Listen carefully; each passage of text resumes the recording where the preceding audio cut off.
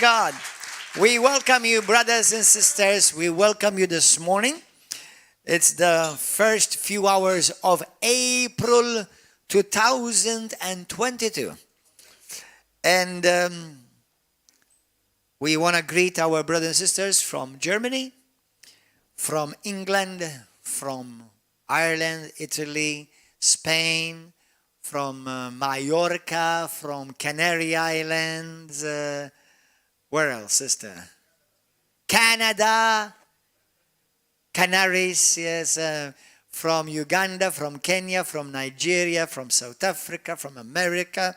We greet you, brothers and sisters, and we welcome you to River of Love. If you ever in our nation of Malta, is the nation where Paul the Apostle was shipwrecked, and he came to church here when he was in Malta.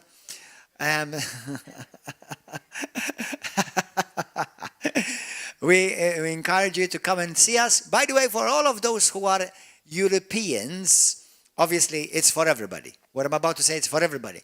But it is easier, it's more easily accessed by those of you who are in nations close to us. But coming up in May, from the 17th till the 22nd, we have a 6-day full conference. It's the Holy Spirit Conference, and it goes from Tuesday all the way to Sunday. We're going to have many preachers, speakers, teachers, evangelists speaking. We're going to have international speaker with us, and speakers David and Stephanie Herzog, myself, and others that are going to be preaching. The Holy Spirit Conference theme this year will be Nothing is Impossible. And we're going to encourage you to be with us here. And if you are anywhere in Europe, or even anywhere in Asia, or if you are in, I don't know, somewhere in the Middle East or America, come and join us, contact us, and be with us. You're going to have a whole week. You're going to be immersed in God's presence, God's supernatural power, and the word of the living God. And your life will never, never, never be the same again. So come and be with us. Now let's get ready to receive the word of God, and let us pray. Pray with me. Heavenly Father, we thank you for this privilege this morning that we can receive the word of God. Lord, you are good, and your mercies endure forever. And we are ready to receive the word of God, and we believed that we will never be the same again. We give you praise, O God, and we thank you that as this word goes forth, healing comes, deliverance comes, revelation comes, in Jesus' glorious name. Hallelujah. Let's go to the book of Matthew 27. You know, April, we begin April, we just started April, and normally, you know what we say about April, right? As we start April. Anybody knows? April's Fool or April Fools. So, this month, we want to wish all the fools happy month. And I'm talking to you in front of me. I'm talking to you on YouTube. I'm talking to you on TV. I'm talking to you on Facebook. We are all fools. Yes, you are a fool too. Now, don't be offended. Don't change the channel yet. Okay? Hallelujah. Don't be offended in any way yet. Now, at least if you're going to be offended, at least be offended at the end of the message. So at least you have heard the whole thing. Hallelujah. But until now, just hold on. Don't change the dial. You know, we normally say April is for April Fools. And it's true. Most probably we deserve more than just 1 month, or 1 day, but we deserve a whole year. Who is the fool? What is a fool? You know, in the Bible, both in Greek as well in Hebrew, the fool, a word fool comes from the word nabal or moros, which we also get the word moron from.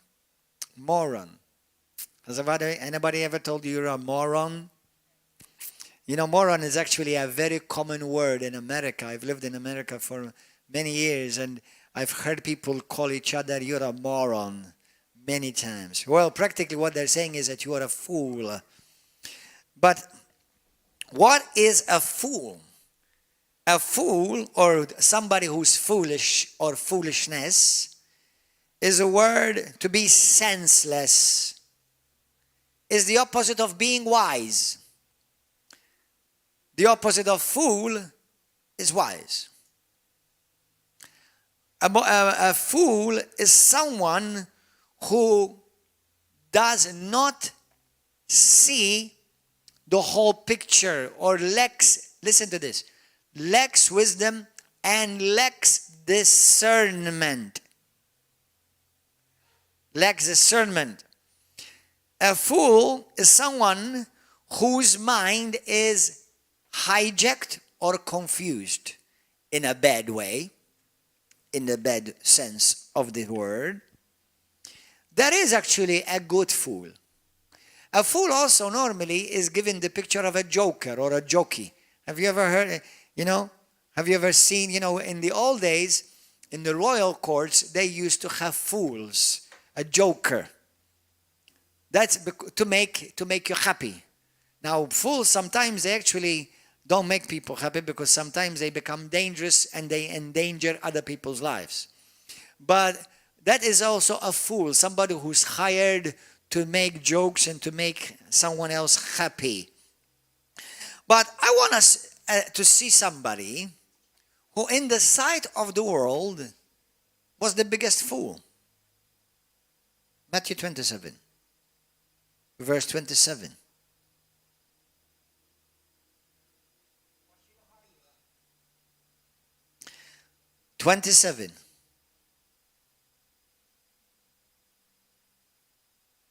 I'm talking about Jesus. Now, don't be offended yet. Then the soldiers, verse 27, of the governor took Jesus into the praetorium and gathered the whole garrison around him. And they stripped him and put a scarlet robe on him. When they had twisted a crown of thorns, they put it on his head and a reed in his right hand. And they bowed the knee before him and mocked him. They make a fool out of him. They mocked him. This is now, everybody says this is from the world's perspective. This is how the world saw Jesus and treated Jesus. And they were saying, "Hail, King of the Jews." And they spat on him and took the reed and struck him on the head. And when they had mocked him, they took the robe off of him, put his own clothes on him, and led him away to be crucified.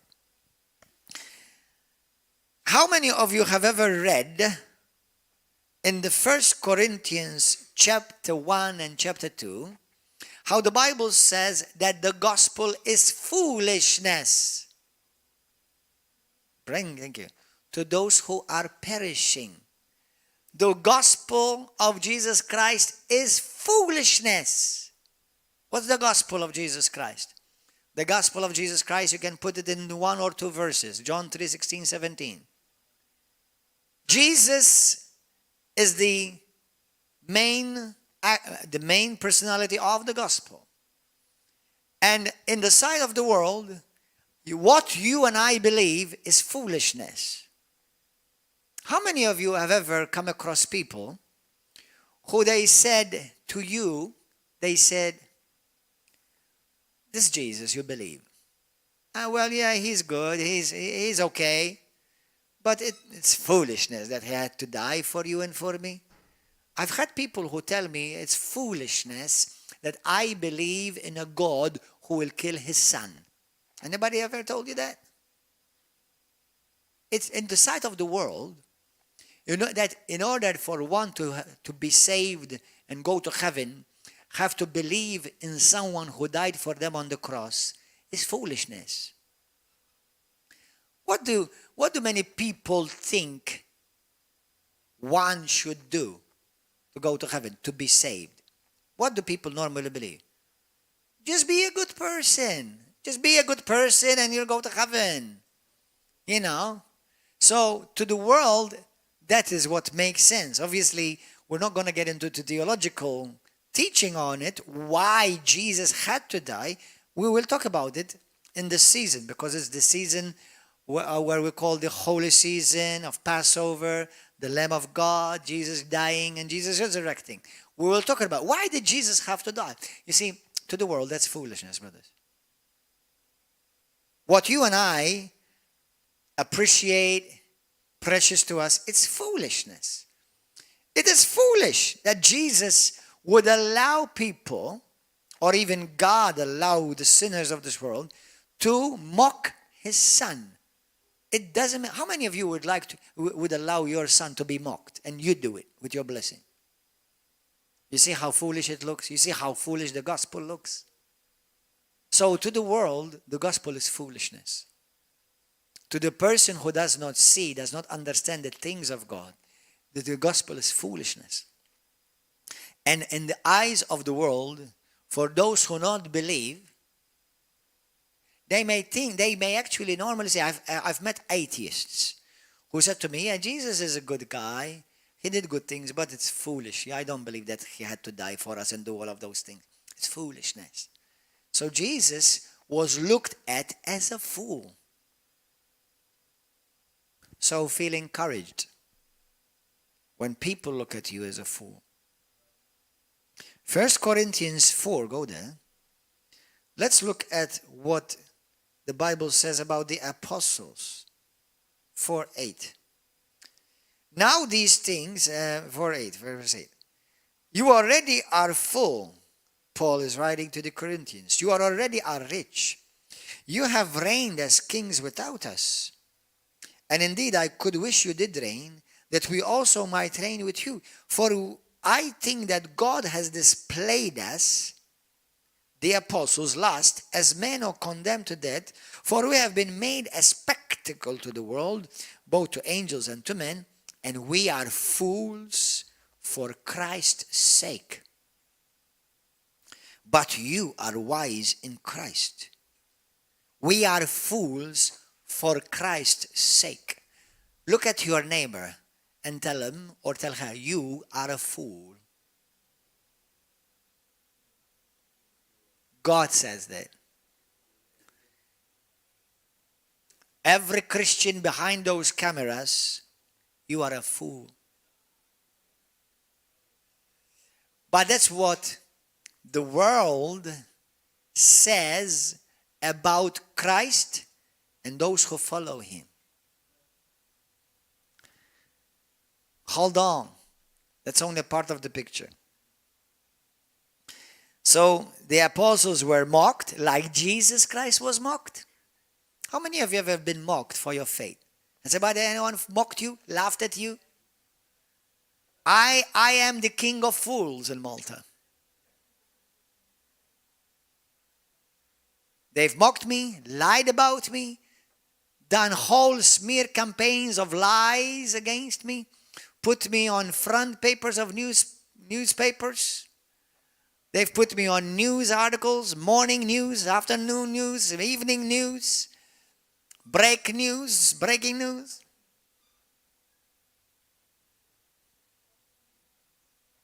People will laugh at you, mock you. They will call you a fool. They will call you crazy. They will call you mad. They will call you brain washed. And you lift up your hand and say to them, yes, my brain has been washed by the blood of Jesus. I have been washed by the blood of the Lamb. All my sins have been washed away. Hallelujah. Thank you, Jesus. I'm not just brainwashed. I'm completely washed by the word of the living God. Hallelujah. Thank you, Jesus. Hallelujah. That's a great consolation. Considering who's saying that. We're going to talk about that.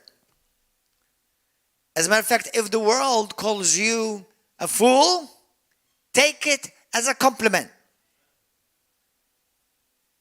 If sinners, mockers, people who are atheists, not all atheists may do this, but some may do that.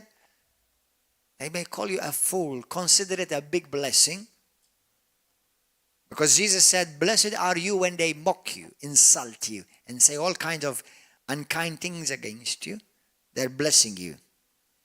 You see, these are the sufferings of Christ. Romans 8:17 through 18.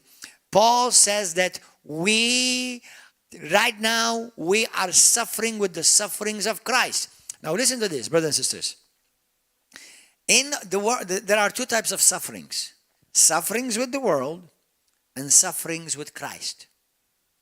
You and I are not to suffer with the world. We don't suffer the sufferings of the world. Paul says to Timothy in 1 Timothy chapter 1, he says, suffer with me for what? For the sake of the gospel. So should Christians suffer? Yes, but not like the world. The world suffers the consequences of sin. The world suffers the consequences of Satan ruling and dominating their lives. The world suffers because curses are eating them alive. Christians don't suffer those. We suffer because we get mocked. We are treated unjustly, just like our King Jesus. Our suffering is different. Don't ever let the devil sell you anything of his suffering. Amen? Sickness and disease, suffering, don't accept it as it's part of God's suffering for you know. That's not the suffering of our Christian. If a sickness comes against you, you fight it off by faith in the blood of the Lamb, by the word of God, because that's not your portion. But if somebody insults you, the Bible says, rejoice that you're being insulted for the wonderful name of Christ. Because when you suffer unjustly because of Jesus and the gospel, then the glory of God rests upon you. Hallelujah. Thank you, Jesus. Amen. Hallelujah. So Paul suffering was with Christ. That's what look at this, 2 Corinthians 11. Go there, 2 Corinthians 11. Open your Bible, look at your Bible. Verse 17. You know, let me listen. One day I will make a whole bigger teaching of this, but I know that Christians still get attacked. I know that because we're still in this world. But from your side, remember Psalm 91. From your side, that if you dwell in the secret place of the Most High God and abide under the shelter of the Almighty, then what is due to the world is not due to you. Okay? And if the enemy manages to get in somewhere, you just turn to Jesus. Not say, well, you know, I have to suffer because I'm still in this world. Listen, remember, keep this in mind. You are not called to suffer like the world. The devil will try to sell you his agenda. And for lack of knowledge, you'll perish and you'll buy it. Amen? So, 2 Corinthians 11, verse 21, says this. Are they Hebrews? Paul is saying. So am I. Are they Israel? So am I. Are they seed of Abraham? So am I. Are they ministers of Christ? I speak as a fool. I am more. In labor more abundant, in stripes above measure, in prisons more frequently. And that's more often. What is Paul saying? That he, as he went around preaching, you know how hard it is for a true man of God, for a man, an apostle, and a prophet, a pastor, or even any good, true Christian, to tell the world that, you know, believe me what I'm saying? Because they will treat you as a fool. Some people will learn the lesson by time. But in the meantime, you have to go through the humiliation of being attacked and suffering unjustly. So when you're suffering unjustly, remember, this is what is your due as a Christian in this world. But their due is not your due.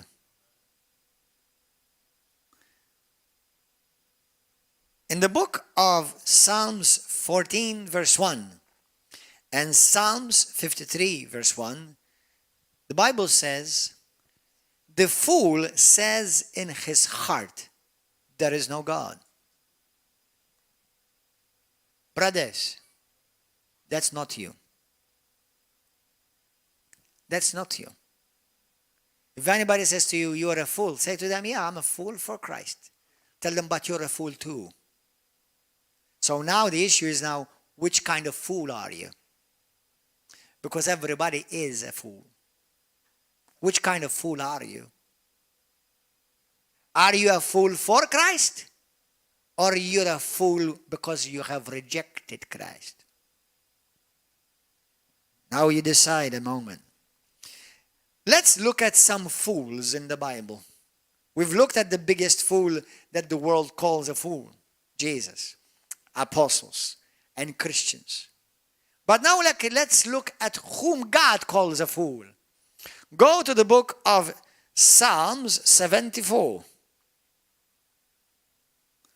Psalms 74. I felt in my heart, since April begins with saying that April's fool, I thought, what a great message to preach to the world about fools. I have mentioned sometimes things similar, but I've never actually preached at length about it. 74, verse 18. Look what it says. Let us look at some fools, the hall of fools. Remember this, so 74, verse 18, that the enemy has reproached, O Lord, that a foolish people has blasphemed your name. Foolish people blaspheme the name of the Lord. Malta is full of them. We live in the land of fools.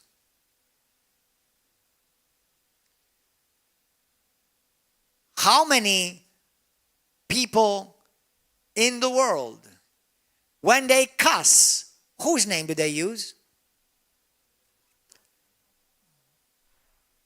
A bunch of ugly words. Jesus. How come they never said, oh, a bunch of ugly words and Muhammad?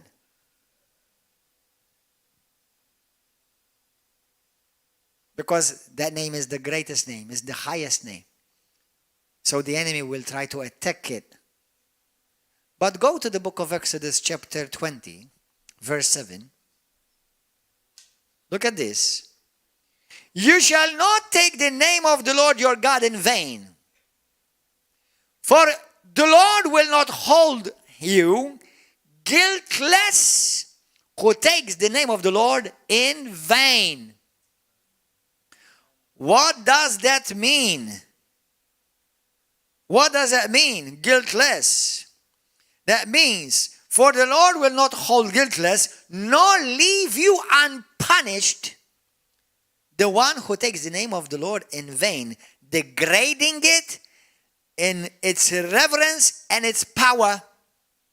How many of you want to receive the punishment for taking the Lord's name by degrading it and mocking it? I've not once in my whole entire life saw or met anyone who blasphemed the name of the Lord and they are doing well. They are full of damnation. They're full of anxiety. Normally they're full of sickness and illnesses. Their life is cursed, just like the Bible says. They're already experiencing hell from now. If you think you're a Christian and you blaspheme the name of the Lord, be careful. For those of you who say to us, who say to me, but we're under grace. We're no longer under condemnation. Yes, it's true. You're under grace if you live in grace. But you cannot expect to be under grace and live in the law. So when God gave you grace to save you, But he gave you grace so that you live a victorious life in this life over sin. You cannot say, I'm saved by grace, but then live in sin. The moment you start living in sin, you bring yourself under the law. And you will receive the just recompense, which you deserve. Show me a Christian who blasphemes the name of the Lord, which obviously won't be a Christian at all, and tell me and show me that he's doing well. I have not met one yet. So people who blaspheme the name of the Lord, be careful. You who constantly mock the name of Jesus, you who blaspheme the name of God, Yahweh, be careful. And you who use the word D-A-M-N and then they mention the name of God, be careful. Because you're inviting hell in your life. And if you do that, and by any chance, if just in case you call yourself a Christian and do this, you're going to have an opportunity to repent immediately. So be careful, because blasphemy will bring you a curse in your life. And God calls you a fool. Those who blaspheme the name of the Lord are fools. Go to Proverbs 12. Proverbs chapter 12. I encourage you to read Proverbs every day of your life and Psalms. Proverbs 12, obviously I encourage you to read the New Testament and know who you are in Christ. But Proverbs is a great book to gain wisdom and not to be a fool. Proverbs talks a lot about fools. Hallelujah. Proverbs 12:15. Who is a fool in the sight of God? The wicked desire the plunder of evil men, but the root of the righteous yields richer fruit. Proverbs 12:15. The way of the arrogant fool who rejects God's wisdom is right in his own eyes, but a wise and prudent man is he who listens to counsel.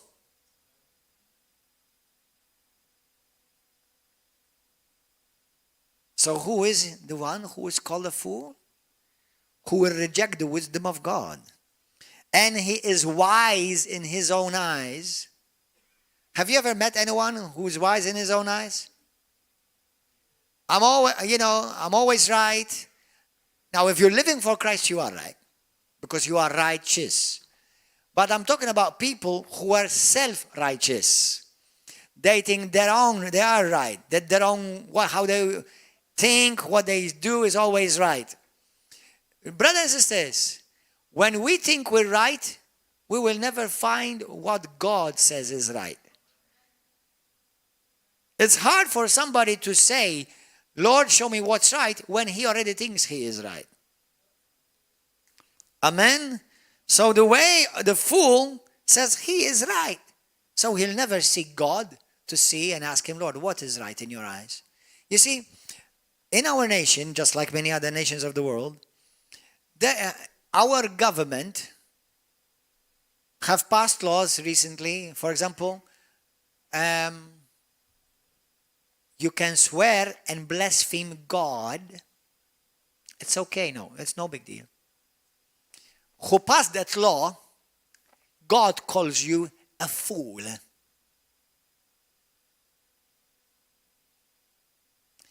When they passed the law recently of the morning after pill is meaning it's once a couple have sex and they want to abort a baby. In theory, they had sex in the evening. A baby is about to be born or about to be conceived, not born. And she takes a pill so that baby will never form and come to life. The problem is this. People take morning after pills, not always the next morning. Sometimes take it after a week, 2 weeks, 3 weeks, 1 month. what happens then? Then you abort baby. And I know people who have taken the morning after pill and they've aborted the baby after 3 weeks. 1-1. The person who passed that law and people, God will hold you accountable. And God calls you a fool. Because what you call right is not right, in God's eyes. And because you thought it is right, you're a fool. Instead of seeking God's wisdom. How many Christians, I've often liked to say this, there's a bigger church on the streets, than in the buildings and the houses of God. There's a bigger church out there. Did you know that? Those are Christians who think they don't need fellowship. They don't need to be part of a church. What they think is right, not what God says is right. Why? Because there's pride, arrogance, self-righteousness, grudges withheld, unforgiveness withheld. And I've learned this in my life. One of the things I've learned is this. You cannot expect somebody else's to die by the poison that you drink.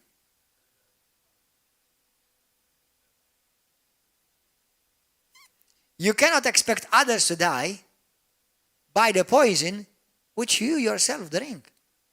And if you're doing this, you're drinking poison. Apart from being a fool. Senseless. Proverbs 14:9. Proverbs 14:9. Fools mock at sin, but among the upright there is favor. Go and tell somebody. This morning somebody wrote to me. Listen. Part of me pities those who make mistakes that they have to pay the rest of their life for it. I pity them. I feel sorry for them. But then you start thinking, but why is it certain people don't want to get it? One person in particular wrote to me. She was in a mess. She came from a broken background, and I feel sorry for her. And I feel sad for her. But she came to the Lord. The church started helping her. She met with a fool. She went and started living with him. And after a few weeks, she's pregnant again. She's being beaten again by him, beaten by this guy. He's got problems of drugs and alcohol. And she wants help now.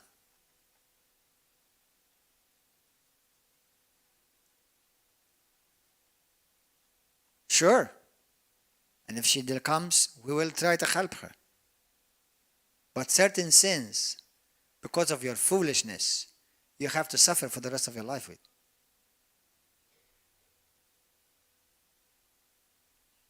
As far as forgiveness goes, God will always forgive you if you repent. But certain things, if you have a baby, you cannot make it go back unless you kill it. And then you live with the innocent blood on your hand.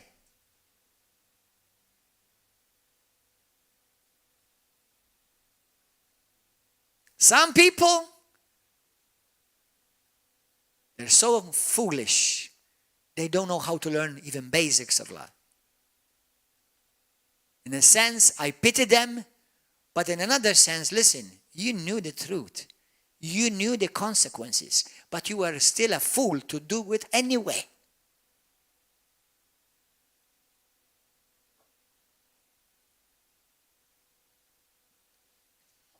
When I warn people, I remember one couple that used to come to church, and now for many years don't come to church anymore, and they no longer walk with God, neither one of them. I remember one brother, God actually healed him. He did a miracle with him. He saved his life. His life was improving. He was doing well. He met a girl. He started screwing around with her. And I told him, brother, please be careful, because I had a dream and I saw you with this girl and you're going to get her pregnant and you're going to have a baby girl. He laughed it off. He laughed, literally. He laughed it off. He laughed it off. I told him, stop screwing around with this woman. Remember, if you sow, you will reap. If you sow, you will reap. So when I told him, he said, oh, pastor, a fool. About 2 months later, pastor, my girlfriend is pregnant. Well, how am I not surprised?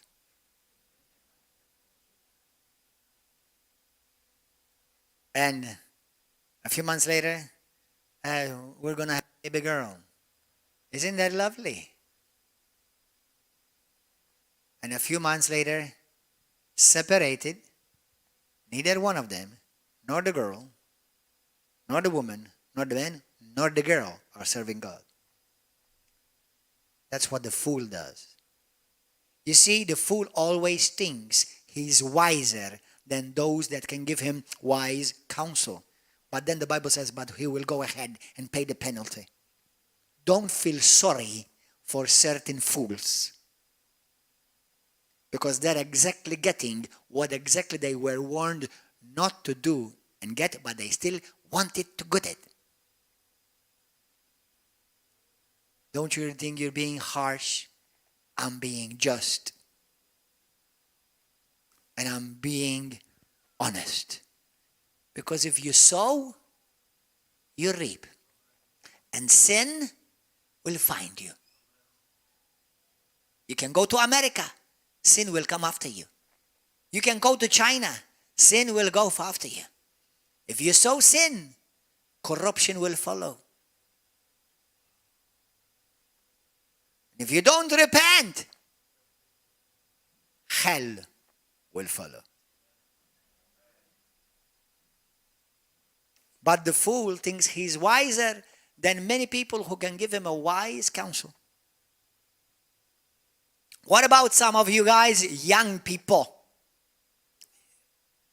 teenagers, whom you think you are wiser than your mom and dad because you saw certain weaknesses in your mom and dad, and in your eyes they're not perfect. So now you think that just because their mom and dad is not perfect, then they cannot speak sense into your life. No, they can speak sense into your life because they've been through what you've been through and they've learned by their own mistakes. Now, why do you want to repeat their mistakes? Why don't you learn from their mistakes?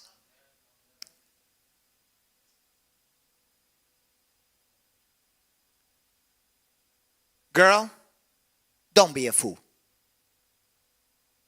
Boy, don't be a fool. Don't let Satan make a feast and mockery out of you and laugh at you. When mommy and daddy tell you something, today you won't understand. Although I believe you do. But you don't want to listen. Write it down. Young people, write it down.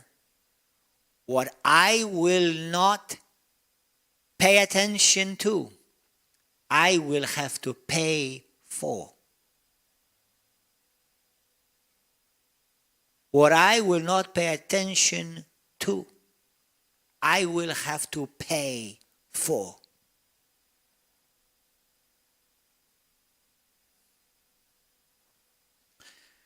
Whoever, the Bible says in Proverbs 15, go there, Proverbs 15, listen, verse 5.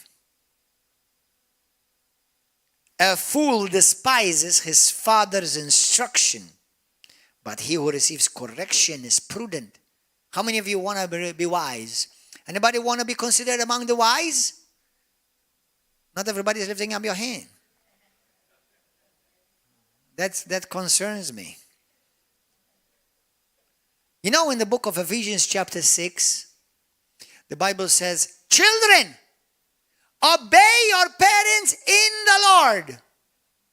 Listen to them because they watch over you. Now, they are both your parents, but they're also your spiritual parents, your parents in the Lord. It is to your benefit to listen to them. Bible says if you do that, you will live a long life. Josiah Micaias, do you want to live a long life? Are you sure? In Jesus' name you will. Well, you better listen.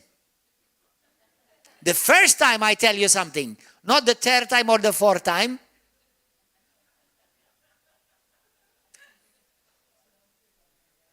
If you will live 90, may you live 120.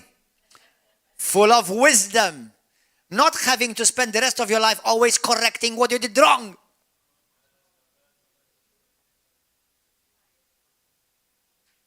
Don't waste your life always living correcting what I did wrong. Why is it that some women are so dumb and stupid? By the way, which is another expression of fool. Why so many women get pregnant 4 times by 4 different men? My God, have mercy. Have you not learned when you put the sperm on the inside, the baby is going to come on the outside? How many years in university do you need to spend to learn that?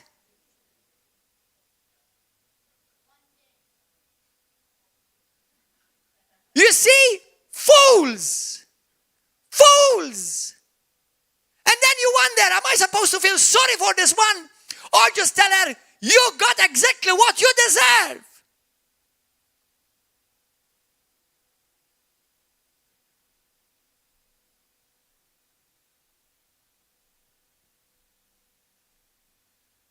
But God loves me anyway. Of course. Of course He loves you anyway. But now you've ruined your life. And you may go to heaven, and never fulfilled your call. Never. Because you are a fool.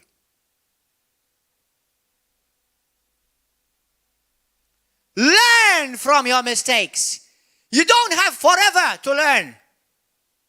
And if you want to be truly wise, if you truly want to be wise, the wise doesn't learn from his mistakes. The wise learns from other people's mistakes. That's the true wise.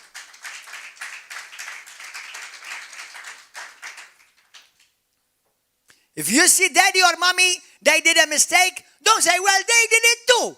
Fool.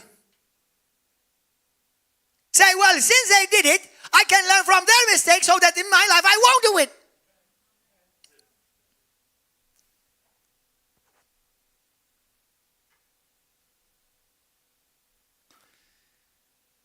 The wise will listen to his father and to his mother, especially in the Lord, when they're giving you wisdom of God. Proverbs 7 verse 22 and Proverbs 9:13. He who goes with an adulteress or with a prostitute, or he who betrays her husband and betrays his wife, the Bible says they're fools. You're a fool. A few days ago, I was talking with somebody. You see, I know, and listen, we are all tempted. We all have temptations, okay? Nobody is exempt of temptation. Nobody. But the thing is this, the fool does not consider what it's going to cost him. Consider what you're doing, because it's going to cost you. It's going to cost you. And sometimes you can never reverse the situation. Listen, a car you may replace. A house you may replace. Clothes you may replace. A baby you cannot replace. If you end up in a wheelchair, you cannot replace that either. Because of something stupid and dumb you've done.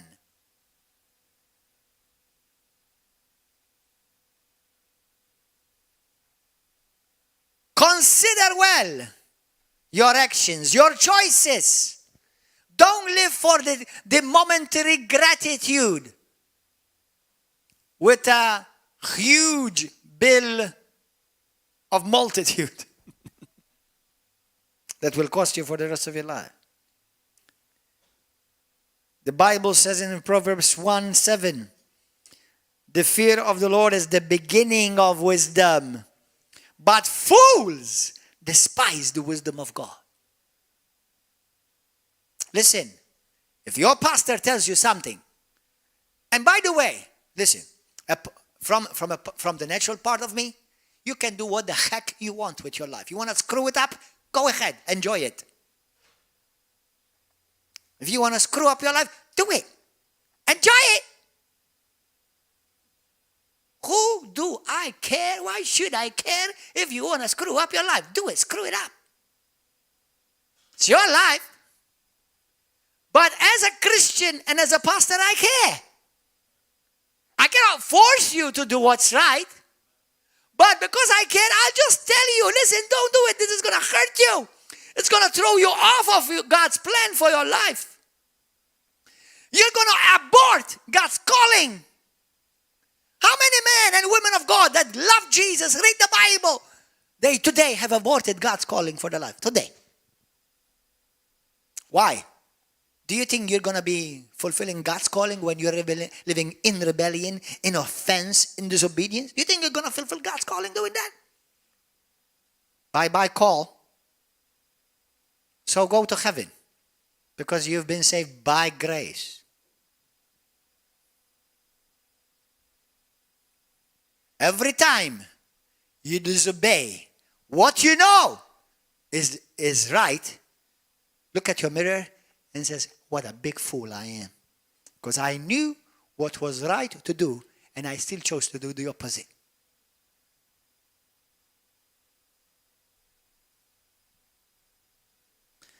Enjoy April. It's your month.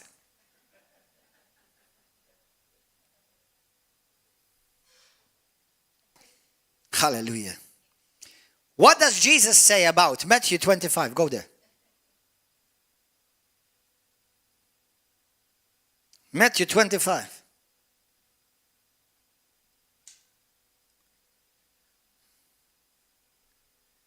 Then the kingdom of heaven shall be likened to 10 virgins who took their lamps and went out to meet the bridegroom. Now 5 of them were wise and 5 were foolish. Those who were foolish took their lamps and took no oil with them. But the wise, and I want to prophesy and declare over you that I am looking at the wise today. Hallelujah. But the wise took oils in their vessels with their lamp. Who are the fools? Do you know what? Many fools go to church buildings. And what Jesus here is saying, according and based upon this parable, God looks at the church and calls half of the people, of his own people, fools. Because they're not preparing for his coming. They're not living ready. Are you living ready? Are you keeping your lamps full of oil? Because if you're not, God says to you, you're a fool. Luke 11:12. Luke 11:12. Hallelujah. What does Jesus say? Remember the parable of the rich fool. The parable. Jesus loves you so much, you fool, he even made a parable for you.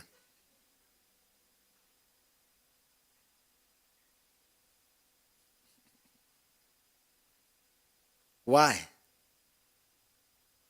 Because this fool, rich fool, now he was not a fool because he was rich. He was a fool because he trusted in his riches. And he thought that just because he's fool, now he's got a good life. Until God says, you fool, this very night your life will be required of you. And what are the riches, what are the cars and the houses and the promotions going to do for you in front of me? Now, is God against riches? No. Anybody who knows the covenant that we have received through Christ, the covenant of Abraham by faith, we know that we've inherited the riches of Abraham as well, and the blessings of Abraham as well. That is called riches. Go and study that covenant. But if your riches guide you, if money guide you, you're a fool. How, Pastor? There are many Christians who are in this category. If you always make excuses not to read the Bible, not to pray, not to come to church and fellowship because of a work, because of job, because of extra time and overtime, and you always find the time to make an extra €5. Because you are putting your trust in riches, not in Jesus. Let me assure you, God wants every one of you rich, 100%. Because poverty in the Bible is a curse. But if your riches are going to cost you your soul, I much rather have you poor.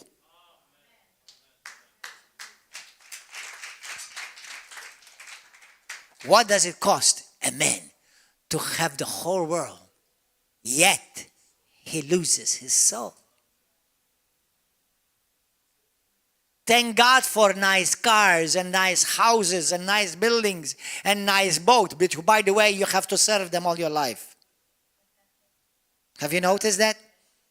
If you have a boat, you have to serve it. Well, it serves you. That's why you could give it a service constantly.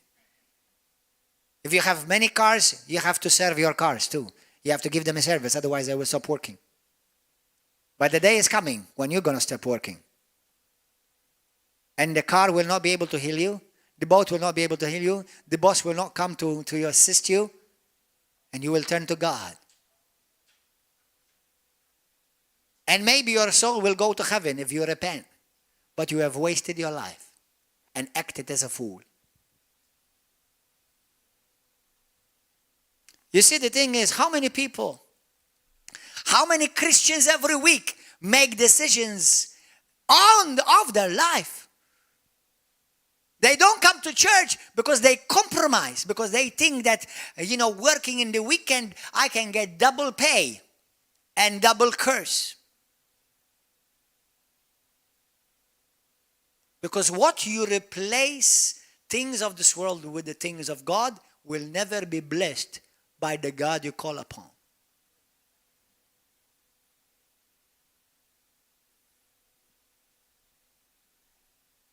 Are you a fool?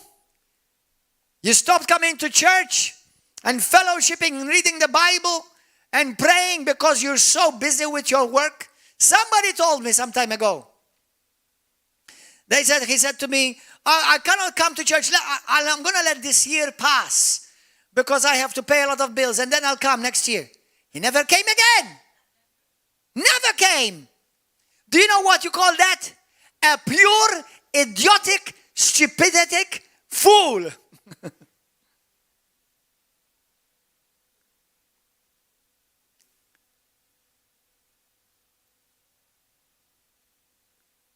Do you know that one day this life is going to be over? What are you going to look back and invest it upon? What? How many husbands, or even sometimes wives, how many fathers that are willing to never be with their girl and with their boy at home and spend time with their children because they work like a dog? A dog is better than you. At least the man that owns a dog, at least he brings the food. You have to go and work for it. What are you doing? Your girl is growing. Your son is growing. Where is daddy? He's working because he's a fool. Well, why are you telling me a fool? I have to provide for my family. No, it has nothing to do with provision for your family. It's because you, riches, have come first. And what money will give you, it will never be replaced by what you lost with those little kids, your sons and your daughters growing. You will never gain that. Doesn't matter how many millions you may have made.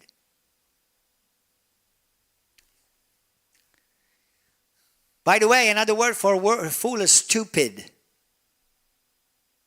dumb, idiotic, idiot. That's another word for fool.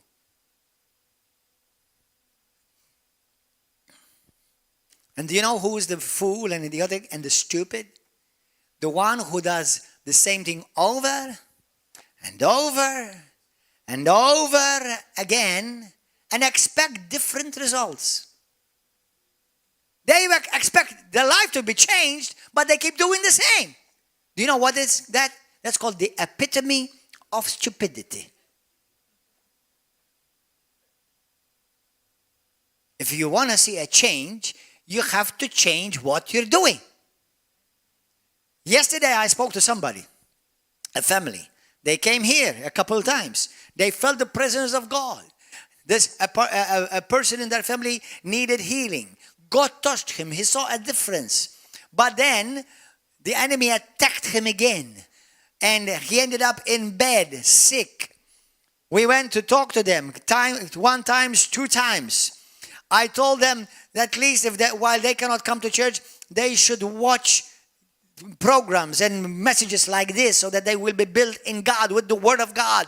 Read the Bible. Hallelujah. Praise to Jesus only. To the name of Jesus only. I spend precious, valuable time for me trying to teach them the basics. Yesterday I spoke to the one person in the family and I said to them, how are you? How is he doing? Well, he is in bed, he's on machines and he's doing this and this. He said to me, but at least I'm praying the rosary every day.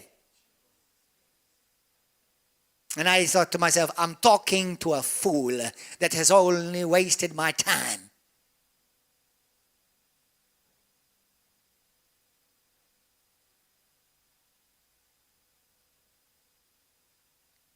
Down the drain, those hours I've spent teaching you that you pray to the Father in the name of Jesus Christ only, the Bible says. Well, I listen to the radio, and on the radio they have the rosary. And the rosary I say it every day. But even though I say the rosary, this man is still sick, he's getting worse, he's getting more oppressed, but I still say the rosary. Do you know what that's called? Fools! They've heard the truth, but they want the lies. I will not waste another minute with them.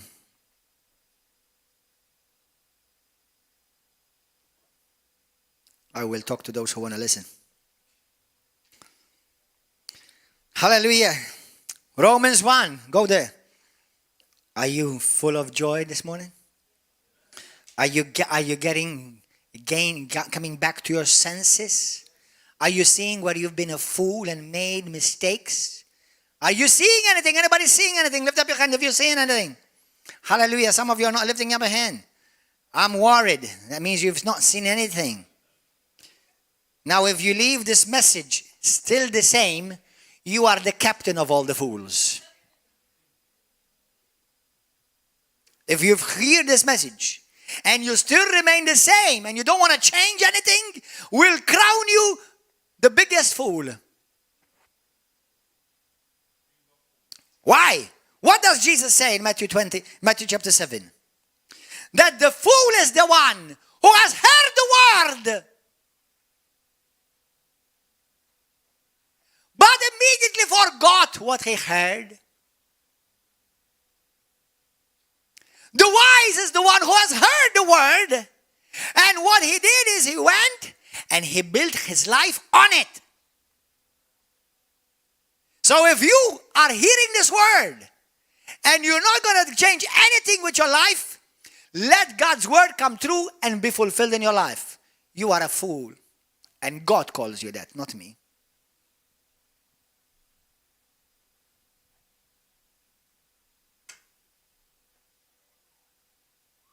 Some of you are thinking, I'm never going to come back to this church again. Well, thank you for confirming what I'm saying.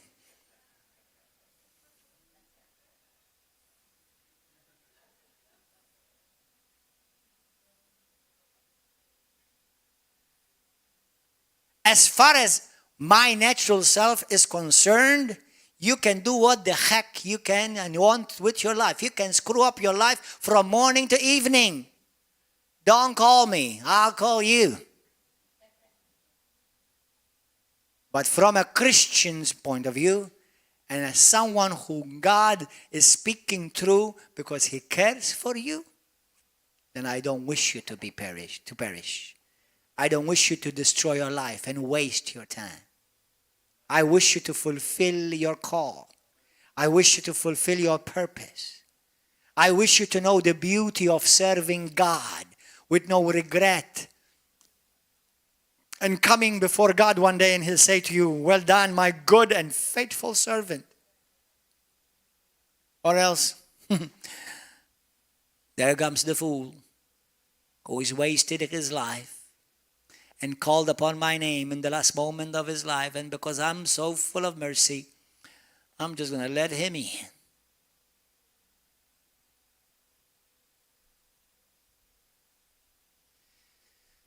Romans 1.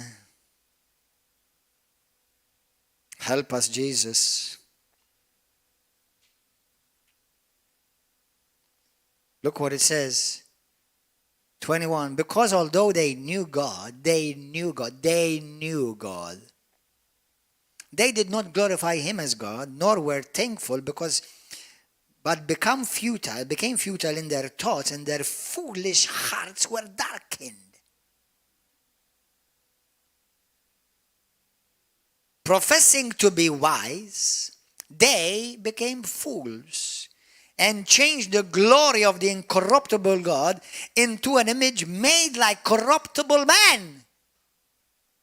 This is a perfect scripture for our Roman Catholic bishops, popes, priests, friends, well-meaning ones.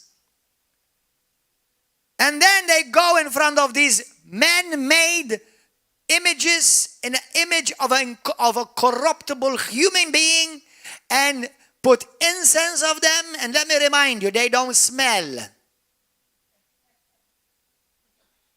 Or put candles in front of them. They're not afraid of the dark. Or put flowers in front of them. In front of a piece of wood. The Bible says those who do that are fools. Not only are they sinning, but they're fools. Hallelujah. We're going to look at this. And they changed the glory of the incorruptible God into an image made like corruptible man. And birds and four-footed animals and creeping things. Therefore God gave them up to uncleanness in the lust of their hearts to dishonor their own bodies among themselves, who exchanged the truth of God for the lie and worshipped and served the creature rather than the Creator, who is blessed forever. Amen. For this reason God gave them up to vile passions. For even the women exchanged the natural use of what is against nature. Likewise also the men, leaving the natural use of women, burn in their lust for another man, and men committing shameful things and acts, and receiving in themselves the penalty of their error which was due. And even as they did not like to retain God in their knowledge, God gave them over and to a debased mind. Has anybody called you brainwashed? Well, consider it a privilege when somebody who is brain dead says that to you. Amen? Debased mind, brain dead, to do those things which are not fitting, being filled with all unrighteousness, sexual immorality, wickedness, covetousness, malicious, full of envy, murder, strife, deceit, evil-mindedness. They are worshippers, backbiters, haters of God, violent, proud, boasters, inventors of evil things, disobedient to parents. This is called the hall of shame.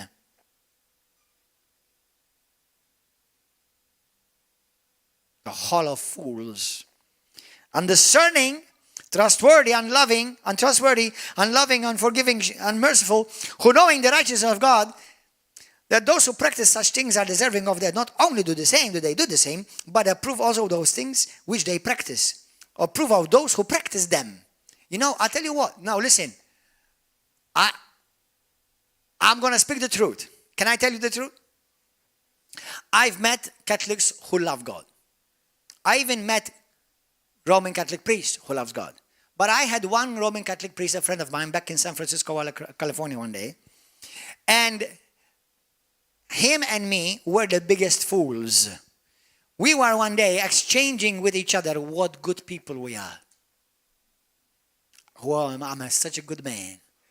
You know, I'm not that bad. Really, I hardly do anything bad. I'm such a good man.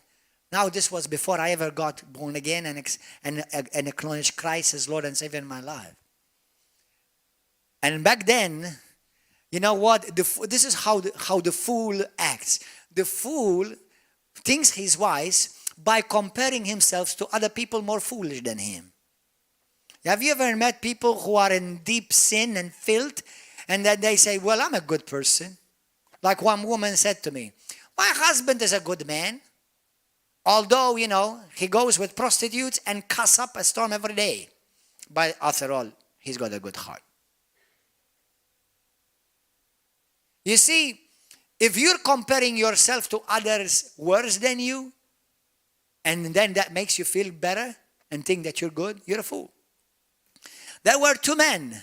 They were very wicked, vile men, known in their town. They never went to church. They hated God.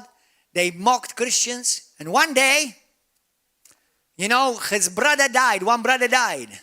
And he wanted to honor his brother's life. I don't know why they do that. Some people, it's amazing. They never go to church. But then they one day will be carried in a church building in a casket. So you're going to go to church one day, whether you like it or not. So don't wait until others take you. Go there by yourself. Hallelujah. Praise God. And he went to the pastor.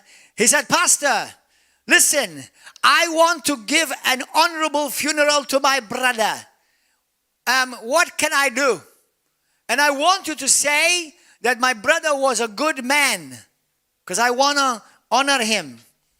And the pastor said to him, I don't know if I can say that, because number one, I don't know your brother, although he knew who they were.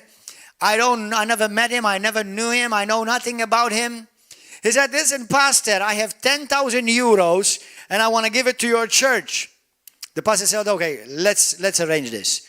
I'll do something about it. So the pastor prayed about it and he thought about it. He said, okay, Lord, I don't want to sin against the word of God. I don't want to twist the truth. So what am I going to do? I said, okay, I got an idea. Hallelujah. So the time of the day of the funeral came, and you know, and the casket came with that poor old soul and never repented. But anyway, and the pastor, you know, just since he was a man of his word and he promised the other brother that he's going to make his brother sound that he was a good man, in the middle of his speech, he said this, the pastor. He said, and we want to give our last rites and last goodbyes to Mr. So-and-so, that he was a really, really good man, especially when you compare him to his brother.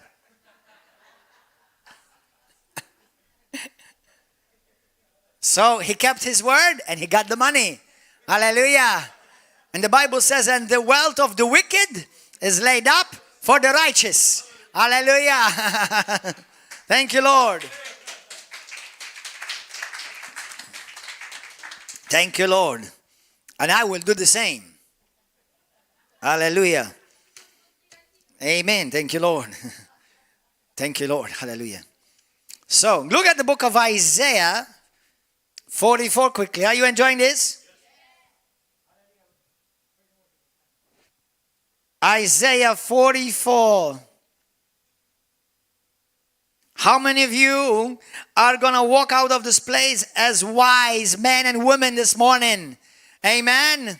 And you're consciously not going to remain a fool or do any foolish things or make foolish decisions anymore in your life. At least consciously. My goodness gracious. Thank you, Lord. Isaiah 44. Glory, glory, glory. Hallelujah.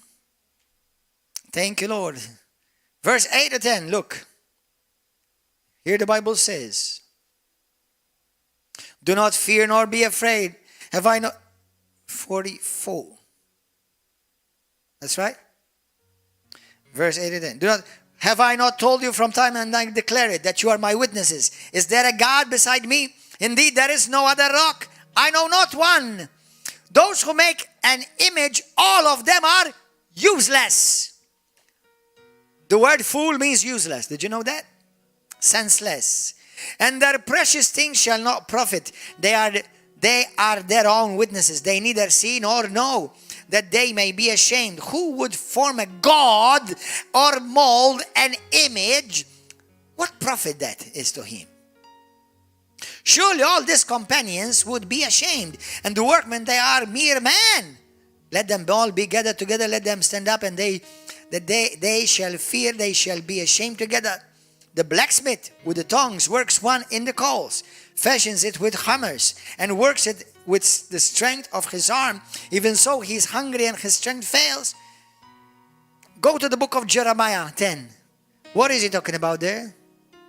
He's saying that those who make idols, statues, worship them, and call them, you are my God, they're fools. Fools. I don't care what is your opinion. And I didn't ask for it. What I care about is what God said. And if you think your opinion is more important than what God said, then you are the king of fools. Jeremiah 10. Look at this. Verse 2, thus says the Lord, do not learn the ways of the Gentiles. Do not be dismayed at the signs of heaven, for the Gentiles are dismayed at them. For the custom of the people are futile. For one cut a tree from the forest, the work of the hands of workmen with an axe. They decorate it with silver and gold. They put necklaces and rings in them. They fasten it with nails and hammers, so that it may not topple. They're upright like a palm tree. They cannot speak. They cannot be carried. In the book of Psalms, verse 415, it says that those who make these idols, they actually become like them. Blind, deaf, and dumb. So these are what God calls fools. Whoever trusts in himself. Proverbs 26, verse 12. And Proverbs 28, verse 26. The Bible says, whoever trusts in himself instead of trusting what God says is called a fool. So what we're going to do today, brothers and sisters? Now, in a sense, there are three fools. Now, there is the fool of the world. There is the fool who have rejected God. God calls them a fool. Then there is the fool who's a Christian, who follows God, loves Jesus. The world now calls him a fool. But then there is the Christian fool, who says that he is a Christian, or she is a Christian, but still living in the old ways of the world. Part-time Christian, expecting full-time blessings. So today, some of you say to me, Pastor, I'm a Christian, but I've been foolish. I've made some really dumb choices and decisions. And I don't want to do that anymore. Because what you sow, you will reap.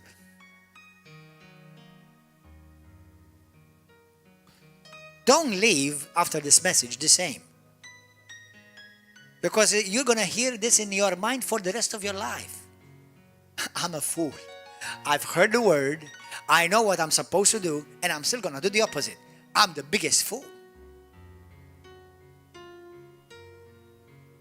Hallelujah. Yes, Lord have mercy. One day, your life is going to come to an end. Will you have lived and died as a fool or someone who is wise? How am I called to be wise? The Bible says in Proverbs, Psalms 19:7, the law, listen to this, the law of the Lord is perfect. It converts the soul. It refreshes the soul. The testimonies of the Lord are upright and righteous. It makes somebody fool. It makes him wise. It makes wise the simple, the foolish. In the book of Matthew 7, if you want to be wise, today make a decision. You're going to build your life on the Word of God. Jesus said that. Not Gordon. Jesus said that. If anything of this made you mad, go and talk to Jesus. See if you can convince to change his opinion.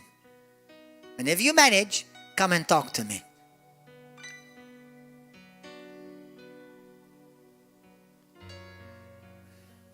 First Corinthians 1. Let's finish with this.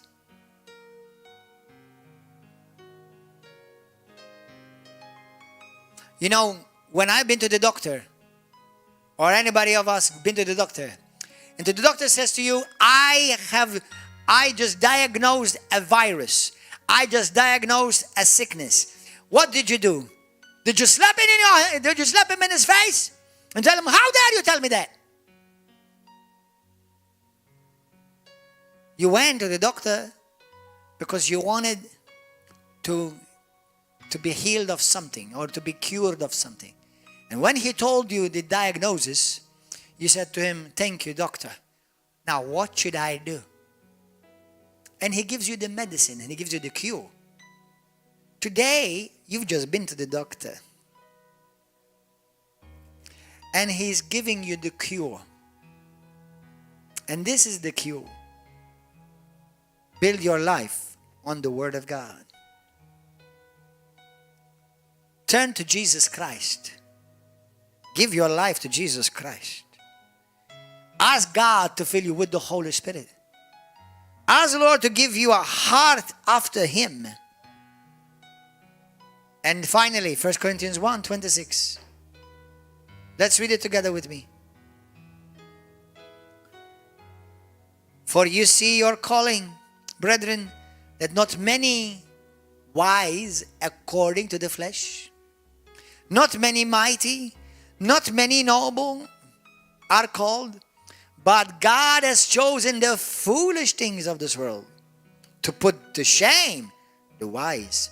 And God has chosen the weak things of this world to put to shame the things which are mighty. And the base things of this world and the things which are despised God has chosen. And the things which are not, to bring to nothing the things that are, that no flesh should glory in His presence. But of Him you are in Christ Jesus, who became for us wisdom from God. Jesus became the wisdom of God for us. And righteousness and sanctification and redemption. That is, as it is written, he who glories, let him glory in the Lord. You know, in this weekend, we have the Pope of the Roman Catholic religion in Malta. And yesterday I was seeing pictures like other thousands, possibly millions have seen them. Dignitaries, politicians, seeking prestige, taking pictures with the Pope. Let me see. How many of you going to use that picture with the Pope to get you into heaven? See if you'll be able to cash it in for salvation. And the hypocrisy of these people, and I speak as a prophet of God now, is that these are the same people that signed for abortion, for women's health, what do you call it? Health and reproductive rights, which means abortion. And they went to seek favor and the blessing of the Pope. These are the same people that want to legalize prostitution. These are the same people that legalized the morning after pill. These are the same people that want to sit around the table and discuss abortion, killing, and shedding innocent blood of babies. These are the same people that legalized gay abortion, gay marriage, sorry. I'm not talking about civil union. You have your civil unions, but not marriage.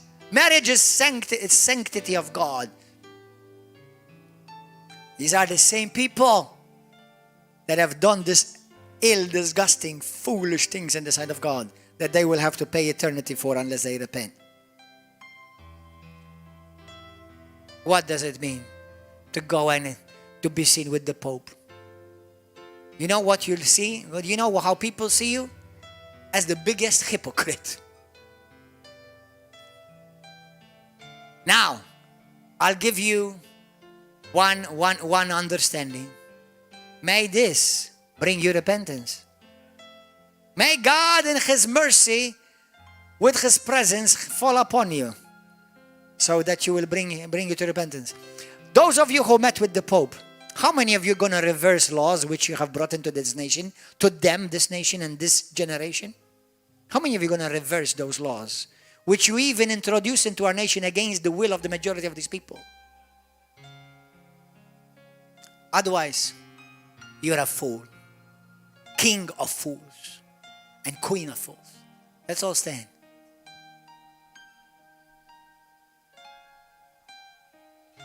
In the book of Matthew chapter 2, talks about the Magi.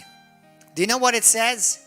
Wise men came to seek Jesus. Any one of you want to consider it among the wise? Then you must keep seeking Jesus. You must keep following Jesus. Otherwise, after you've heard a word like this, that those who hear it, as well as myself who preached it, will bring the fear of God over your life. And then you leave this room, or you leave this internet, or you leave this live streaming, and you remain the same. We'll send you the certificate of the foolish. And if you're going to repent today, be repentant tomorrow, be repentant next week, be repentant next month, be repentant next year. And don't do the decisions of the fools. After a while, you forget everything that you've promised God to do. Oh Lord, I'm going to follow you. I'm not going to miss church anymore. I'm going to start reading the Bible. 1 week pass, and you're already back in the dumps where you came from. Now, I'm not telling you that you're not going to make mistakes. You rise up again, and you continue where you left. God is merciful, and He is full of grace and love. And God knows your heart too. God knows that there are Christians, which practically is everyone, sometimes we struggle, but we don't give up. Because God doesn't give up on me. So I have no right to give up on me. I do not belong to myself. I belong to Him. Amen. I know the devil will try to stop me and do everything. But in Jesus' name, he won't succeed. Because no weapon formed against us shall ever prosper. In Jesus' mighty name. Hallelujah. Hallelujah. If you are here today and say to me, Pastor, I want to be considered among the wise. I want to give my life to Christ. And I want to live for Him truly. Lift up your hand. Anybody here? Hallelujah. Anybody of you are a Christian and you've noticed that you've made some foolish decisions in your life? Lift up your hand. Anybody here? You've made some foolish stuff? Yes. And some of you are lifting up your hands and your legs all together. Hallelujah. Yes, right. We all have. But now the thing is this. It's good to know that what you've done wrong. But now what you're going to do right? What are you going to do right? There is mercy. There is grace. There is forgiveness. Are you ready to make things right with God? If you're a Christian, put God first. Stop giving dumb excuses, the excuses of the fools to God. I can't come to church. Stop giving God the dumb excuse that I don't have enough time. You have exactly 24 hours a day, 7 days a week like everybody else. Nobody has more, nobody has less. We all have the same amount. But what are you going to do with it? Those of you who are fathers and mothers, how much time you're spending and giving your children and raising them up in the admonition of the Lord? Loving them. If you mess up with them, ask sorry. Children, if your mom and dad messed up before you, forgive them. They're humans too. Let's pray. Everybody pray with me. Those of you behind the camera, pray with me. Forget who said this today. I gave you scripture upon scripture upon scripture. Go and look them up. It's God speaking to you and me. Let's pray. Put your hand on your heart. Everybody, put your hand on your heart. Mean this. Mean this. Say, Heavenly Father, thank you for that loving whooping.